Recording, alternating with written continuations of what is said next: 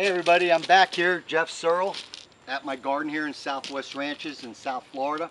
And today I want to share and talk about a really unique palm, one of my favorites. And this is Licuala Sallehana. And Licuala, the genus of Licuala palms, there's approximately, well, just to be safe, 125 species. And actually they're still discovering some other new species over in Southeast Asia. They range from, like this one, Peninsula Malaysia, and they go all through Southeast Asia, like Thailand, into Vietnam. There's one species out of Australia, and then there's quite a few species over on the big island called Papua New Guinea. So this would be considered a tropical plant or palm tree, and Licuala Sallehana only maxes out at probably about 5 to 6 feet in the wild in habitat. In private collections you're going to see them usually smaller. I have 3 or 4 separate plants here in my collection. These have been in the ground about 3 years now, and they do very well.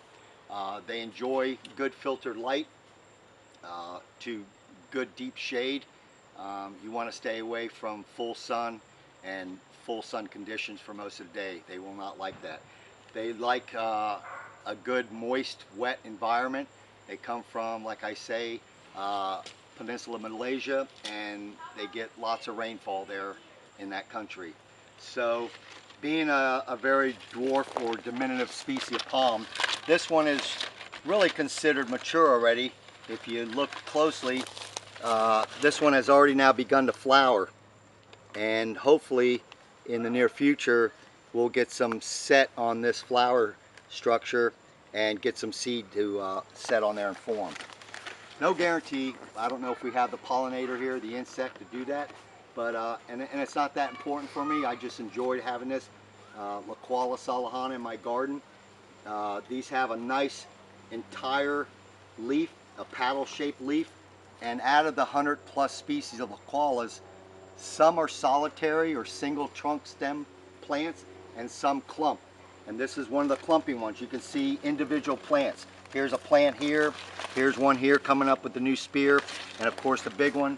And there's probably 6 or 7 plants in this grouping of palm. So anyways, this is one of the only 4 or 5 species that is known that has an entire leaf. The rest of them would have a split leaf here. And this is very unique for this species.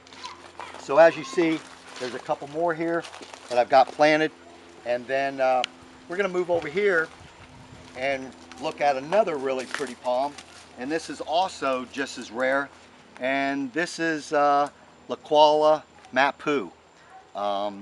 This one comes from Borneo, the big island called Borneo, which is actually 2 different countries, and I saw these in habitat. These only get about 6 feet in the wild, but again, in cultivation, in private collections, you're going to normally see them 2, 3, 4 feet tall. They're very slow growing, but they just have this really unique, pretty modeling color in here. This is perfectly normal. These blotches of greens and light greens make up this leaf. This will get a little bigger as the palm gets bigger. This is a solitary species, meaning it only has 1 trunk, and here's another small one here in the collection. And these have also been planted here in this bed for about 3 years now. Also, they like a lot of shade, moisture. They're just slow growing. You don't want to fertilize them a lot and take the chance of burning them. And they also make a really good candidate to grow as a little potted palm on a patio. So if you can find one of these Licuala Mapu, I suggest getting them. They're a little pricey, a little expensive, but they're well worth having in a collection. So that'll do it for today. Please subscribe to my YouTube channel. I would appreciate it.